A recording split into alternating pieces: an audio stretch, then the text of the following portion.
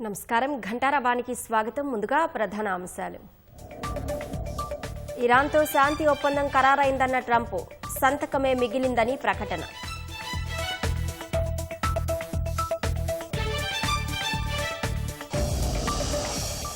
లోక్సభ సీట్లు 824కు పెంచాలని ప్రధాని ఆర్థిక మండలి సిఫారసు. 373 స్థానాలు యథాతథం, 170 సీట్లలో మార్పులకు సూచన.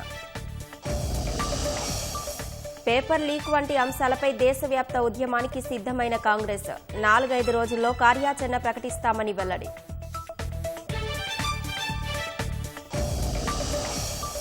తన రాజ్యసభ నామినేషన్ తిరస్కరణపై సుప్రీంకోర్టుకు మీనాక్షి నటరాజన్ నేడు విచారణ చేపట్టనున్న అత్యున్నత ధర్మాసనం. రేపటి నుంచి ఫ్రాన్స్, స్లోవేకియాలో ప్రధాని పర్యటన. పౌర అణు ఇంధనం సహా పలు అంశాలపై చర్చలు.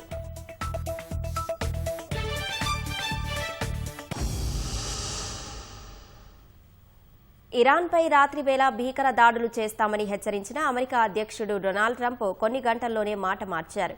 ఇరాన్పై బాంబు దాడులను రద్దు చేసినట్లు తెలిపారు. ఇరాన్తో చర్చల అనంతరం శాంతి ఒప్పందం కుదిరిందని ట్రంప్ ప్రకటించారు. ఈ ఒప్పందానికి సంబంధించిన డాక్యుమెంటేషన్ ప్రక్రియ తుది దశకు చేరుకుందని, రాబోయే కొన్ని రోజుల్లోనే సంతకం జరగనుందని వెల్లడించారు. ఇరాన్ చమురు పరిశ్రమ మొత్తాన్ని నియంత్రణలోకి తీసుకుని దాడుల్ని ముమ్మరం చేస్తానని ప్రకటించిన కొన్ని గంటల్లోనే ట్రంప్ స్వరం మార్చారు. ఇరాన్తో చర్చలు కొలిక్కొచ్చాయని, ఆ దేశ అగ్రనాయకత్వం తమ ప్రతిపాదనలకు అంగీకరించిందని చెప్పారు. ఒప్పంద అంశాలకు Israel, Saudi Arabia, UAE, Qatar, Türkiye, Pakistan, Bahrain, Egypt కూడా సమ్మతి తెలిపాయని వెల్లడించారు. ఇరాన్తో నెలకొన్న యుద్ధ వాతావరణానికి తెరదించుతూ ఒక గొప్ప శాంతి ఒప్పందం కుదిరిందని ట్రంప్ అధికారికంగా ప్రకటించారు. ఈ ఒప్పందానికి సంబంధించిన డాక్యుమెంటేషన్ ప్రక్రియ తుది దశకు చేరుకుందని, రాబోయే కొన్ని రోజుల్లోనే ఇది ముగుస్తుందని ఆయన వెల్లడించారు. ఈ చరిత్రాత్మక ఒప్పందంపై సంతకాలు చేసే కార్యక్రమం బహుశా ఐరోపాలో జరగొచ్చని ట్రంప్ సంకేతాలిచ్చారు. ఈ ఒప్పందానికి తాను హాజరు కానని, ఉపాధ్యక్షుడు జేడీ వాన్స్ వెళతారని చెప్పారు. ఈ డీల్ ద్వారా ఇరాన్ ఇకపై ఎన్నటికీ అణ్వాయుధాన్ని తయారు చేయలేదని ట్రంప్ పునరుద్ఘాటించారు.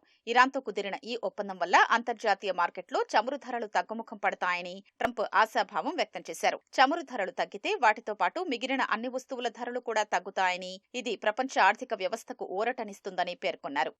We just made a great settlement of the war with Iran, and we're going to be subject to finalization of documents, which should get done over the next few days. Probably have a signing maybe in Europe. And when oil comes down, everything else comes down. And most importantly, we have a deal that Iran will never have a nuclear weapon, which was the whole purpose of what we had to go through to get this. So it was a big, very big thing. But we have a signing soon, and the documents are in pretty final shape. So we'll see. We'll see. Very good. Should be done, and that should be done pretty quickly. గత నెల రోజులుగా ఇరాన్పై America సైన్యం అత్యంత రహస్యంగా సైనిక చర్యలు చేపట్టిందని Trump చెప్పారు. ఎవరికీ తెలియకుండా రాత్రి వేళల్లో ఇరాన్కు చెందిన అనేక పెద్ద ఓడల్ని అమెరికా దళాలు ధ్వంసం చేశాయని ఆయన పేర్కొన్నారు. అమెరికా సైనిక చర్యల్ని ఇరాన్ గుర్తించకుండా ఉండేందుకు ఆ దేశానికి చెందిన రాడార్ వ్యవస్థల్ని, ఇతర నిఘా పరికరాల్ని పూర్తిగా బాంబులతో ధ్వంసం చేశామని ట్రంప్ చెప్పారు. దీనివల్ల క్షేత్రస్థాయిలో ఏం జరుగుతోందో ఇరాన్ కనుగొనలేకపోయిందని వివరించారు. ఇదే క్రమంలో ఇరాన్ మూసివేసిన అంతర్జాతీయ చమురు రవాణా మార్గం హర్ముజ్ త్వరలోనే అధికారికంగా తెరుచుకోనుందని ట్రంప్ ప్రకటించారు. తాము ఒప్పందంపై సంతకాలు చేసిన వెంటనే ఈ మార్గం పునరుద్ధరణ జరుగుతుందని ప్రకటించారు. గత 3 నెలలుగా అమెరికా, ఇరాన్ మధ్య తీవ్ర స్థాయిలో ఉద్రిక్తతలు కొనసాగుతున్నాయి. హర్ముజ్లో రాకపోకలు నిలిచిపోయి ప్రపంచవ్యాప్తంగా ఇంధన ధరలు భగ్గుమంటున్నాయి. ఈ క్రమంలోనే ఇరాన్తో డీల్ కుదిరిందని ట్రంప్ ప్రకటించడంతో మళ్లీ ఇంధన ధరలు దిగొస్తాయని నిపుణులు భావిస్తున్నారు.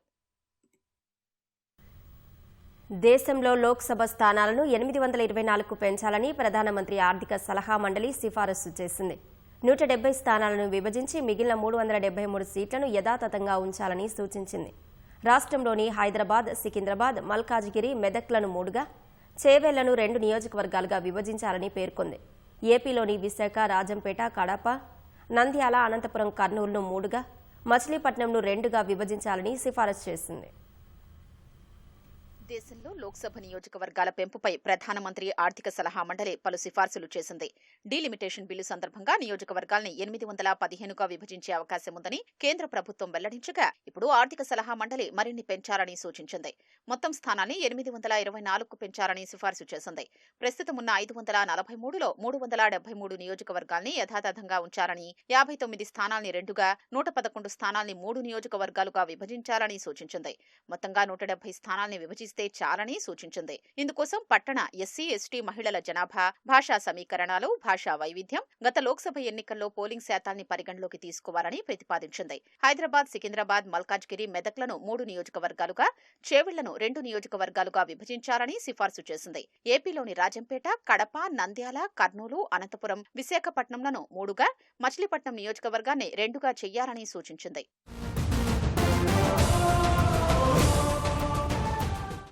2024 సాధారణ ఎన్నికల నాటికి దేశంలోని ప్రతి లోక్సభ నియోజకవర్గంలో సగటున 18.2 లక్షల మంది ఓటర్లు ఉన్నారని ప్రధానమంత్రి ఆర్థిక సలహా మండలి తెలిపింది.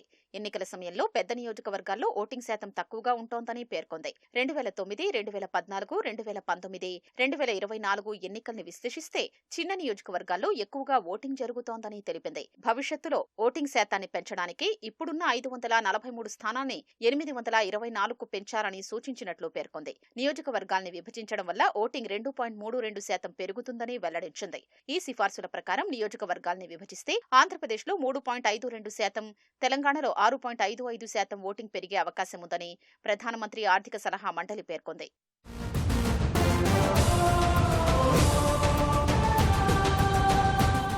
హైదరాబాద్ లోక్సభ నియోజకవర్గంలో ఉర్దూ మాట్లాడేవారు 10.66 లక్షల మంది ఉన్నారని ఆర్థిక సలహా మండలి నివేదిక పేర్కొంది. మొత్తం ఓటర్లలో వీరి సంఖ్య 64%గా ఉందని తెలిపింది. తెలుగు మాట్లాడేవారు 28%, హిందీ మాట్లాడేవారు 5.15% ఉన్నట్లు వెల్లడించింది. అందువల్ల హైదరాబాద్ నియోజకవర్గాన్ని 3గా విభజించాలని సిఫార్సు చేసినట్టు పేర్కొంది. ప్రధాని నరేంద్ర మోదీ రేపటి నుంచి వారం రోజుల పాటు ఫ్రాన్స్, స్లోవేకియాల్లో పర్యటించనున్నారు. ఈ పర్యటనలో రక్షణ, పౌర అణు ఇంధనం, ఆవిష్కరణలు, కీలక సాంకేతిక పరిజ్ఞాన రంగాల్లో ద్వైపాక్షిక సహకారాన్ని బలోపేతం చేసుకోవడమే ప్రధాన అజెండాగా ఉండబోతోంది. ఫ్రాన్స్లో జరిగే G7 సదస్సు అవుట్ రీచ్ సెషన్లో ప్రధాని మోదీ పాల్గొంటారు. గ్లోబల్ సౌత్ దేశాల ప్రాధాన్యతలను ఆయన ఈ వేదికపై ప్రస్తావించనున్నారు. ఈ సదస్సు సందర్భంగా అమెరికా అధ్యక్షుడు డొనాల్డ్ ట్రంప్తో ప్రధాని మోదీ భేటీ అయ్యే అవకాశాలపై భారత, అమెరికా దౌత్య వర్గాలు చర్చలు జరుపుతున్నాయి. భారత్ ఇటీవల ప్రతిష్టాత్మక శాంతి చట్టాన్ని తీసుకువచ్చిన నేపథ్యంలో భారత అణు ఇంధన రంగంలో పెట్టుబడులు పెట్టేందుకు పలు ఫ్రెంచ్ కంపెనీలు ఆసక్తి చూపుతున్నాయి. ప్రస్తుతం 8.78 గిగావాట్గా ఉన్న అణు విద్యుత్ సామర్థ్యాన్ని 2047 నాటికి 100 గిగావాట్కు పెంచాలని భారత్ లక్ష్యంగా పెట్టనుంది. MRFA ప్రాజెక్టు కింద ప్రాజెక్టుకు ఫ్రాన్స్ రక్షణ సంస్థ దసాల్ట్ ఏవియేషన్ సహాయం అందించనుంది. ఇందులో భాగంగా 18 రఫేల్ విమానాలను ఫ్రాన్స్ నేరుగా సరఫరా చేయగా, మిగిలిన విమానాలను 50% స్వదేశీ భాగాలతో మేక్ ఇన్ ఇండియా కింద భారత్లోనే తయారు చేయనున్నారు. ఈ పర్యటనలో భారత్, ఫ్రాన్స్ మధ్య సుమారు 12 కొత్త ద్వైపాక్షిక కార్యక్రమాలకు శ్రీకారం చుట్టే అవకాశం ఉంది. ఆర్థిక సంక్షోభం, నిత్యావసరాల ధరల పెరుగుదల, నిరుద్యోగం, పరీక్షా పేపర్ల లీక్ వంటి సమస్యలపై దేశవ్యాప్తంగా ప్రజా ఉద్యమం చేపట్టాలని కాంగ్రెస్ పార్టీ నిర్ణయించింది. ఇందులో భాగంగా ప్రజల వద్దకు వెళ్లి వారికి సంఘీభావం ప్రకటించేలా పార్టీ నేతలంతా రోడ్లపైనే ఉండేలా 4-5 రోజుల్లో కార్యాచరణను ప్రకటించనుంది. పార్టీ అధ్యక్షుడు మల్లికార్జున ఖర్గే నేతృత్వంలో గురువారం ఢిల్లీలోని ఇందిరాభవన్లో 3 గంటల పాటు జరిగిన పార్టీ ప్రధాన కార్యదర్శులు, ఇన్ఛార్జీలు, పీసీసీ అధ్యక్షుల అత్యవసర సమావేశంలో ఈ నిర్ణయం తీసుకున్నారు. ప్రస్తుతం దేశంలో ప్రమాదకర పరిస్థితులు నెలకొన్నాయని సమావేశం అనంతరం కాంగ్రెస్ ప్రధాన కార్యదర్శి కేసీ వేణుగోపాల్ పేర్కొన్నారు. ఒకవైపు ప్రజాస్వామ్యం లేదని, మరోవైపు సామాన్య ప్రజలు జీవనోపాధుల కోసం పోరాడుతున్నారని చెప్పారు.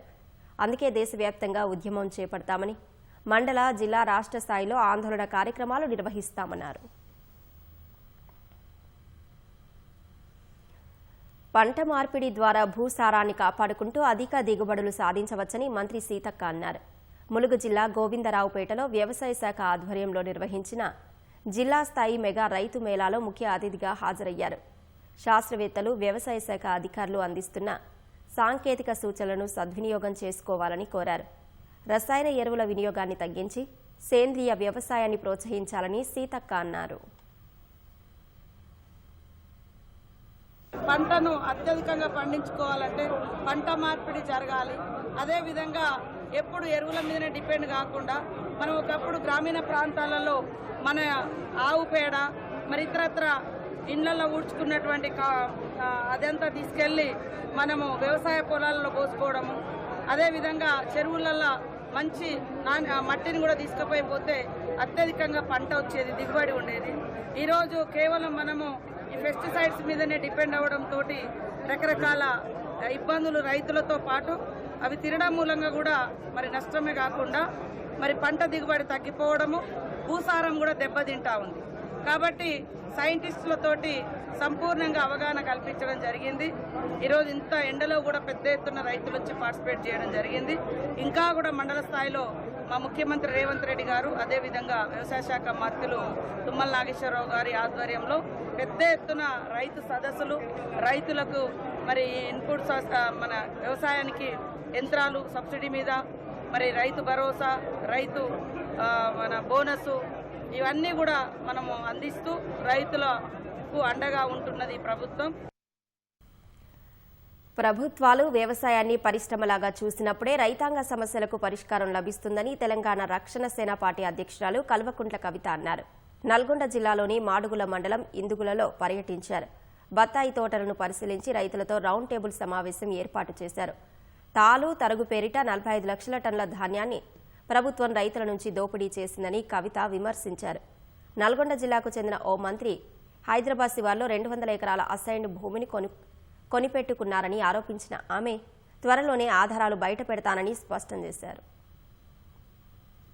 నిజంగా మరి ఇక్కడ ఉత్తమ్ కుమార్ రెడ్డి గారు ఉన్నారు. డిండి ప్రాజెక్టు గత 3 ఏళ్లలో ముందడుగు ఎందుకు వేస్తలేదో చెప్పాలి ఉత్తమ్ కుమార్ రెడ్డి గారు. రైతు డిక్లరేషన్ ఉంది నా దగ్గర, నా చేతిలో, కాంగ్రెస్ పార్టీ ఇచ్చినటువంటిది. ఇందులో చాలా గట్టిగా ఏం చెప్పిన అన్నాడంటే అసైన్డ్ భూములన్నింటినీ కూడా మేము పర్మనెంట్గా మీకు పట్టాలు చేసి ఇస్తామని చెప్తున్నారు. కానీ అసైన్డ్ భూములన్నీ కూడా ఇండస్ట్రీస్ పెట్టే పేరుతోని ఫస్ట్ లాక్కుంటున్నటువంటి పరిస్థితి ఇవాళ కనబడతా ఉంది. ఈ జిల్లాకు సంబంధించిన ఒక మంత్రి గారు కూడా నాకు తెలిసి, మీ అందరికీ తెలిసి, నేను ఆధారాలు లేకుండా మాట్లాడా, ఈ జిల్లాకు సంబంధించినటువంటి ఒక మంత్రి ఇవాళ హైదరాబాద్ శివార్లలో 200 ఎకరాల పైచిలకు అసైన్డ్ భూమిని మరి కంప్లీట్గా కొని పెట్టుకుంటున్నారు. అంటే ఏంటంటే ఎలక్షన్ ఇయర్లో అసైన్డ్ భూములకు రైట్స్ ఇస్తారట. సో మంత్రులు ఇప్పటి నుంచి అన్ని అసైన్డ్ భూములు కొనిపెట్టుకుంటున్నారు. ఈ ఘోరమైన పరిస్థితి ఉన్నది. ఏమైనా సరే వాళ్ళ యొక్క భాండారాలు నింపుకోవడానికి తప్పితే ప్రజల వైపున మాత్రం ఆలోచన లేదు. ఈ విషయం ఇప్పుడు చెప్తున్నా, నా చేతికి ప్రూఫ్ రాగానే ఖచ్చితంగా అది కూడా నేను మీ అందరికి చెప్పడం జరుగుతుంది.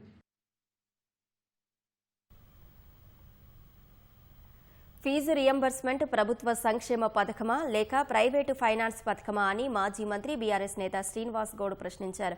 ఫీజు రియంబర్స్మెంట్, స్కాలర్షిప్ల బకాయిలను తక్షణమే విడుదల చేయాలని డిమాండ్ చేస్తూ హిమాయత్ నగర్ వై జంక్షన్ వద్ద తెలంగాణ విద్యార్థి జేఏసీ నిర్వహించిన ర్యాలీలో పాల్గొన్నారు.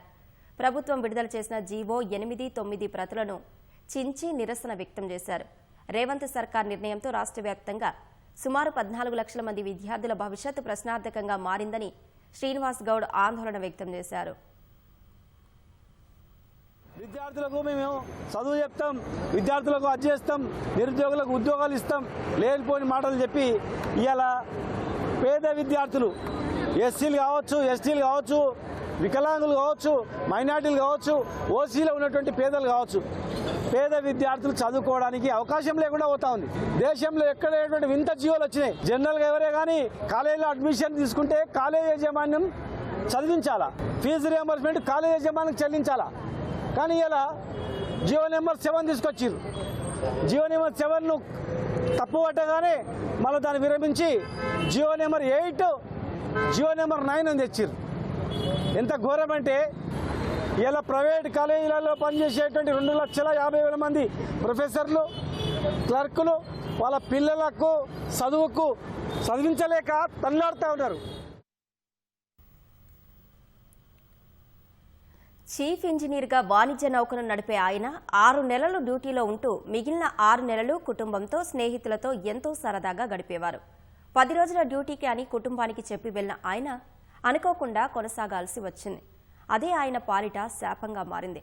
ఒమన్ తీరంలో జరిగిన డ్రోన్ దాడిలో విశాఖకు చెందిన పట్నాల సురేష్ ప్రాణాలు కోల్పోయారు. దీంతో ఆయన కుటుంబ విషాదంలో మునిగిపోయింది.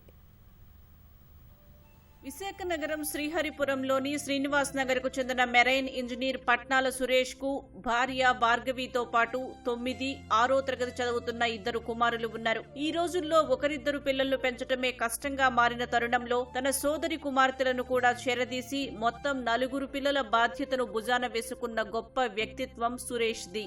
కేవలం 10 రోజుల పని కోసం జనవరిలో చైనా వెళ్లిన సురేష్ అక్కడి పరిస్థితులు మారిపోవడంతో 5 నెలల కాంట్రాక్టుకు ఒప్పుకోవాల్సి వచ్చింది. చైనా, సింగపూర్ మధ్య సాగాల్సిన ఆ ప్రయాణం అకస్మాత్తుగా దుబాయ్ వైపు మళ్లింది. వారం రోజుల క్రితమే ఆ పరిసరాల్లో నౌకలపై దాడులు జరుగుతున్నాయని తెలిసి ఆయన భార్య భార్గవి ఆందోళన చెందింది. వచ్చేయండి అని బతిమిలాడింది. కార్గో అప్పగించేసి వచ్చేస్తానని సురేష్ ఇచ్చిన మాటే ఆ కుటుంబానికి చివరి మాట అవుతుందని ఎవరూ ఊహించలేదు. ప్రమాదానికి కొన్ని గంటల ముందే 9వ తేదీ రాత్రి ఇంట్లో అందరితో సరదాగా మాట్లాడిన ఆ గొంతు శాశ్వతంగా మూగబోయింది.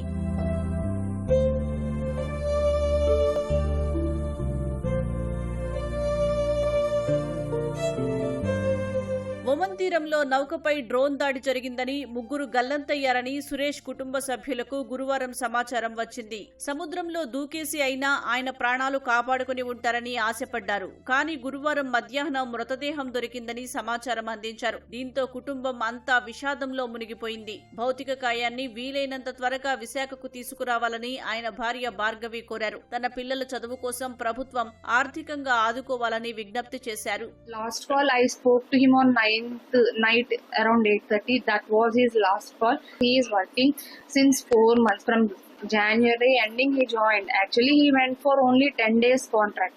Only for 10 days, that too to work in China. He didn't took his any luggage, nothing. He went only with his documents. No extra clothing and accessory things. Nothing he took with him. So he have to continue the contract. Contract means 5+ months. So far 4 months completed. Suddenly the plan was changed and they have to come to, the company made them to come to Dubai. Within 1 week, he told that within 1 week we may leave this place and we sail to China. So we thought, okay, this is the positive side. But this incident, before one incident happened. నాకు ఒక sibling ఉన్నారు. తను ప్రస్తుతం BBA చదువుతుంది, 3rd year. వీళ్ళిద్దరు పిల్లలు, వీళ్ళిద్దరు పిల్లలు, వాళ్ళు 9th క్లాస్. ఒక అబ్బాయి వస్తున్నాడు, ఒక అబ్బాయి 6th వస్తున్నాడు. వాళ్ళ ఏజ్ ఉన్నప్పుడు మా పేరెంట్స్ చనిపోయారు. ఈరోజు వాళ్ళకి అదే సిచ్యువేషన్. సురేష్ అందరితో మంచిగా మెలిగేవాడని స్థానికులు తెలిపారు. స్థానికంగా ఏ చిన్న కార్యక్రమం జరిగినా ముందుండి ప్రోత్సహించేవారని, ఆయన ఇక లేరు అన్న వార్త జీర్ణించుకోలేకపోతున్నామన్నారు. జనరల్గా ఒక పర్సన్, ఒక వైఫ్ అండ్ హస్బెండ్ ఒక పిల్లని పెంచుకోవడం ఈ రోజుల్లో కష్టము. 4 పిల్లల్ని ఈ రోజు వరకు ఆయన కాలం చెల్లించాడు. ఎక్కడున్నాడో తెలియదు. ఆయన ఉన్న ప్రతి క్షణం ఇది నా కుటుంబం అని ఆలోచించే వ్యక్తి. అయినా చాలా మంచి వ్యక్తి. మీరు ఏమైనా ఫేవర్ చేయగలను అనుకుంటే గవర్నమెంట్ ద్వారా ఆ కుటుంబానికి సాయం చేయండి. ఫ్రెండ్స్తో కానీ కుటుంబ సభ్యులతో కానీ అందరితో సరదాగా ఉంటారు. ఈ మంత్ మ్యారేజ్ డే కూడా ఉంది, మళ్ళీ అందుకు వస్తానన్నారు. కానీ ఈ లోపలే ఇలాగ అయ్యింది. సురేష్ మాకు చాలా ఫ్రెండ్ అండి. ఎప్పుడు కూడా 6 నెలలకు ఒకసారి డ్యూటీ చేస్తూ 6 నెలల్లో రెస్ట్లో వస్తారు. సురేష్కి 2 పిల్లలు. సొంత గ్రామం చెంగళరావుపేట. ఆయన ఇక్కడ ఉంటారు. గత 10 సంవత్సరాలుగా ఇక్కడ ఉంటారు. ఈ మధ్యన ఈ బిల్డింగ్ కూడా కొనుక్కున్నారు. మా ప్రాంతంలో ఉంటారు. కానీ చాలా ఏ కార్యక్రమం చేసినా సరే మాకు బాగా సపోర్ట్ చేసేవాడు. పాపం అలాంటి వ్యక్తులు కోల్పోవడం అనేది చాలా బాధాకర విషయం. బాధిత కుటుంబాన్ని ఎమ్మెల్యే గణబాబు పరామర్శించి ధైర్యం చెప్పారు. ప్రభుత్వం అండగా ఉంటుందని భరోసా ఇచ్చారు. చాలా వర్కాలిక్గా వాళ్ళ భార్య చెప్పినటువంటి కథనం ప్రకారం చాలా ధైర్యంతో ఆమె 2 పిల్లలు, వాళ్ళ సిస్టర్ డాటర్స్ని కూడా మొత్తం 4 ఆ కుటుంబ బాధ్యతని తీసుకున్నటువంటి వ్యక్తి సురేష్ గారు.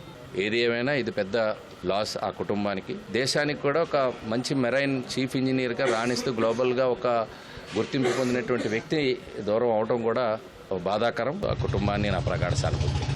బట్ ఇప్పుడు మనకి ఈ స్టేజ్లో వాటికి మిగిలిన ఫార్మాలిటీస్ పూర్తి అయితే అది అంత వీలైనంత త్వరగా బాడీ రావడం. కాకినాడ జిల్లా తుని మండలం సిహెచ్ అగ్రహారంలో 2 ఏళ్ల చిన్నారి జ్ఞానేశ్వరి అదృశ్యమై 6 రోజులు అవుతున్నా ఆచూకీ తెలియలేదు. చిన్నారితో పాటు వెళ్లిన పెంపుడు కుక్క బుధవారమే ఇంటికి చేరినా చిన్నారి ఎక్కడుందో తెలియకపోవడం మిస్టరీగా మారింది. సిహెచ్ అగ్రహారంలో 50 ఎకరాల ఫామాయిల్ తోట మధ్యలో ఓ ఇంటిలో తోట కాపలదారులుగా సుంకర గణేష్, భవానీ ఉంటున్నారు. వీరి కుమార్తె జ్ఞానేశ్వరి శనివారం ఇంట్లో నుంచి తప్పిపోగా ఆ రాత్రే వారు పోలీసులకు ఫిర్యాదు చేశారు. ఆదివారం నుంచి 200 మంది పోలీసు బలగాలతో ఆ పరిసరాలు 500 ఎకరాల కొండ ప్రాంతాన్ని అన్వేషిస్తూనే ఉన్నారు. పెంపుడు శునకం మాత్రం మంగళవారం మధ్యాహ్నం వారి ఇంటి వద్దకు వచ్చి మళ్లీ వెళ్లిపోగా బుధవారం రాత్రి అతి కష్టం మీద దాన్ని పట్టుకున్నారు. ఆ కుక్క రౌద్రంగా ఉండడంతో బోన్లో పెట్టి ఆహారం పెడుతూ మచ్చిక చేసుకునే ప్రయత్నంలో ఉన్నారు. జ్ఞానేశ్వరి ఆచూకీ తెలుసుకునేందుకు ఈ కుక్కే కీలకంగా మారింది. గురువారం ఆ కుక్కతో పాటు పోలీసు జాగిలాన్ని ఉంచి వాసన ఆధారంగా అది ఎక్కడెక్కడ తిరిగిందో వెతికే ప్రయత్నం చేసినా ఫలితం ఇవ్వలేదు. ఇవాళ పెంపుడు కుక్కకు జీపీఎస్ ట్రాకర్ అమర్చి మరోసారి గాలింపు చేపట్టనున్నారు. 6 రోజులైనా జ్ఞానేశ్వరి జాడ కనిపించకపోవడంతో తల్లిదండ్రులు ఆందోళన చెందుతున్నారు. ఇప్పటికే పాప కనిపించకుండా 6 రోజులు అయిపోతుంది. ఈ 6 రోజులు బట్టి కూడా పాప ఆచూకీ తెలియలేదు. ఏమైపోతుందో ఎలా ఉంటుందో అని చాలా భయంగా ఉంది. పోలీసులు కూడా ఫస్ట్ రోజు కండి ఈ రోజు వరకు అలాగా వెతుకుతూనే ఉన్నారు. కుక్క ఏదైతే ఉందో కుక్క రావడంతో ఇంకా భయం పెరిగింది. కుక్క అయితే దాన్ని తీసుకెళ్దామన్నా ఇది వరకు లేదు. పోలీసులు ఏమన్నారంటే వాళ్ళ పోలీస్ కుక్కలు ఏవైతే ఉన్నాయో ఆ కుక్కలతో ప్రయత్నించారు. ఒకవేళ వాటికి ఏమైనా ఆచూకీ కనిపించకపోతే ఈ కుక్క కూల్ అయిన తర్వాత తీసుకెళ్తామమ్మా, చెక్ చేస్తామమ్మా. మాకైతే ఏం చేయాలో తోచట్లేదు. ఎన్ని రోజులు బట్టి కుక్క పాప సేఫ్గానే ఉన్నారన్న చిన్న నమ్మకాన్ని కూడా కోల్పోతున్నాం సార్ మేము. మరి ఏం జరిగిందో తెలీదు. కుక్క కూడా మైండ్ చాలా డిస్టర్బ్ అయిపోయింది. ఒకవేళ పాప ఆచూకీ చెప్తాదన్నా మరి ఇంకా పోలీస్ డిపార్ట్మెంట్ అన్ని పై అధికారులన్నీ మా పాపని మాకు రప్పిస్తారని నేను కోరుకుంటున్నాను. అగ్రెసివ్గా ఉందో దాని బిహేవియర్ కొద్దిగా కామింగ్ చేసి దాని ప్రకారం చేయాలి. జీపీఎస్ ట్రాకర్ దాని గురించి తీసుకొచ్చాము. దాని గురించి పెట్టేసి దాన్ని ఎటువంగా ఫ్రీగా మూవ్ అవుతుందో చూసుకొని దాని గమనాన్ని కూడా అంచనా వేసుకొని పాప ఇటు వెళ్తున్నారు అటువైపు కూడా తనకి గాలింపు చర్యలు చేపట్టడానికి మేము చేస్తాం. 10వ తరగతిలో ప్రతిభ చూపిన విద్యార్థులకు ఖమ్మంలో పురస్కారాలు ప్రదానం చేశారు. అఖిల భారత అయ్యప్ప ప్రచార సమితి ఆధ్వర్యంలో ప్రభుత్వ పాఠశాలలో చదివి మంచి మార్కులు తెచ్చుకున్న వారిని జ్ఞాపికలు ఇచ్చి సత్కరించారు. ఖమ్మం టీఎన్జీఓ వేడుకల మందిరంలో నిర్వహించిన కార్యక్రమానికి జిల్లాలోని ప్రభుత్వ పాఠశాలకు చెందిన విద్యార్థులు, వారి తల్లిదండ్రులు భారీ సంఖ్యలో హాజరయ్యారు. అమెరికా రక్షణ శాఖ ప్రధాన కార్యాలయం పెంటగాన్లో గురువారం హఠాత్తుగా చోటు చేసుకున్న ఒక అంతర్గత సమస్య తీవ్ర కలకలం రేపింది. భవనంలోని ఒక నిర్దిష్ట భాగంలో గాలి నాణ్యతలో అసాధారణ మార్పులను గుర్తించడంతో అధికారులు వెంటనే అప్రమత్తమయ్యారు. ఎలాంటి ముప్పు వాటిల్లకుండా ముందస్తు జాగ్రత్త చర్యగా భవనంలోని కొన్ని విభాగాలకు షెల్టర్ ఇన్ ప్లేస్ ఆదేశాలు జారీ చేశారు. దీని ప్రకారం ఎక్కడ ఉన్నవారో అక్కడే ఉండాలని స్పష్టం చేశారు. గాలి నాణ్యత తగ్గడానికి గల ఖచ్చితమైన కారణాలు తెలియరాలేదు. పెంటగాన్ ఫోర్స్ ప్రొటెక్షన్ ఏజెన్సీకి చెందిన రసాయన హానికర పదార్థాల నిరోధక బృందం వెంటనే రంగంలోకి దిగి అసలేం జరిగిందనే కోణంలో దర్యాప్తు ప్రారంభించింది. దర్యాప్తు పూర్తయ్యే వరకు పెంటగాన్ లోపల అత్యంత కఠినమైన భద్రతా నిబంధనలు అమల్లో ఉంటాయని అధికారులు తెలిపారు. హైదరాబాద్కు చెందిన Ushalakshmi breast cancer foundation, KIMS Ushalakshmi centre for breast diseases సంయుక్తంగా గిన్నీస్ వరల్డ్ రికార్డు సాధించాయి. కృత్రిమ మేధ ఆధారిత హోలోగ్రాఫిక్ రొమ్ము క్యాన్సర్ అవగాహన కార్యక్రమానికి ఈ చరిత్రాత్మక గిన్నీస్ వరల్డ్ రికార్డు గుర్తింపు దక్కిందని డాక్టర్ రఘురాం తెలిపారు. ఏఐ ఆధారిత డిజిటల్ అవతార్ ద్వారా రొమ్ము క్యాన్సర్పై వివిధ భాషల్లో అవగాహన కల్పించినట్లు ఆయన స్పష్టం చేశారు. క్యాన్సర్పై ఉన్న అపోహలను తొలగించేందుకు డిజిటల్ అవతార్ను అందుబాటులోకి తెచ్చినట్లు పేర్కొన్నారు. 15 నెలల వ్యవధిలో డాక్టర్ రఘురాంకు ఇది 3వ గిన్నీస్ వరల్డ్ రికార్డు కావడం విశేషం. ప్రజలకు వినూత్న పద్ధతిలో ఆరోగ్యంపై అవగాహన కల్పించేందుకు నిరంతరం కృషి చేస్తానని డాక్టర్ రఘురాం పేర్కొన్నారు. ఉషాలక్ష్మి రొమ్ము క్యాన్సర్ ఫౌండేషన్ మరియు KIMS Ushalakshmi centre for breast diseases ఆధ్వర్యంలో ప్రజల్లో రొమ్ము క్యాన్సర్ పట్ల అవగాహన తీసుకుని రావటం, తొలి దశలో గుర్తిస్తే రొమ్ము క్యాన్సర్ని మనం జయించవచ్చు అనే విషయాన్ని చాటించటం, రొమ్ము క్యాన్సర్ బారిన పడిన వారికి, వారి కుటుంబ సభ్యులకి చాలా సపోర్ట్ ఇవ్వటం గత 2 దశాబ్దాలుగా ఇవ్వటం జరిగింది. ప్రపంచంలోనే మొట్టమొదటిసారిగా ప్రజల సమక్షంలో ఆర్టిఫిషియల్ ఇంటెలిజెన్స్ ఎనేబుల్డ్ నా ఫేస్ని, నా స్వరాన్ని 3 డైమెన్షనల్లో లైఫ్ సైజ్గా రొమ్ము ఆరోగ్యం పట్ల అవగాహన కల్పించటం, ఆడియన్స్లో ఉండే ప్రశ్నలకి ప్రతి క్వశ్చన్కి ఇంగ్లీష్లోనూ, తెలుగులోనూ, హిందీలోనూ, తమిళ్లోనూ ఈ హోలోగ్రఫిక్ ఎడ్యుకేటర్ ఆన్సర్ చేయటం జరిగింది.